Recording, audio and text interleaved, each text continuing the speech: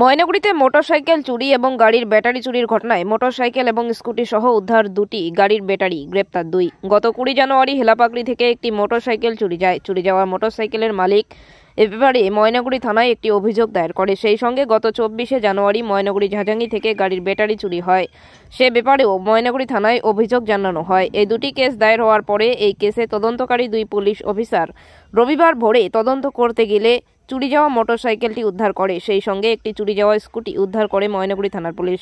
অন্যদিকে ঝাঁঝাঙ্গিতে ব্যাটারি চুরির ঘটনায় পুলিশ 2 জনকে গ্রেপ্তার করে। একজন নাবালক থাকায় তার নাম দেওয়া যায়নি, অপরজনের নাম রাজেশ সরকার, তার বাড়ি ঝাঁঝাঙ্গি এলাকায়।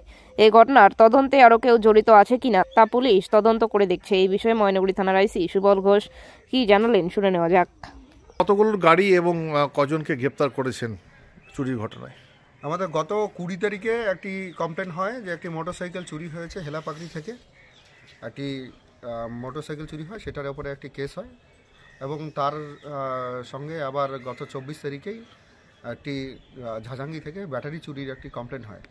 দুটো কেসেই হয় এবং হওয়ার পরে আমাদের 2 জন আইও যারা এই কেসের তদন্ত করে, সেই কেসের তদন্ত করে আজকে ওরা একদম ভোরবেলার দিকে দুটো যে মোটরসাইকেল চুরি হয়েছিল সেই মোটরসাইকেল চুরি তদন্ত করতে গিয়ে সেই মোটরসাইকেলটিকে রিকভারি করে এবং তার সঙ্গে আরও একটি স্কুটিও সঙ্গে সঙ্গে রিকভারি হয়।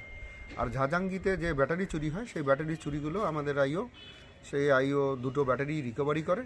আমাদের টোটাল 2 জনকে অ্যারেস্ট করা হয়েছে এবং অ্যারেস্ট করে বাকি যে সমস্ত অন্য আরও র্যাকেট আছে কিনা সেই র্যাকেট খোঁজার চেষ্টা করা হচ্ছে, আরও যদি আমরা কিছু রিকভারি করতে পারি।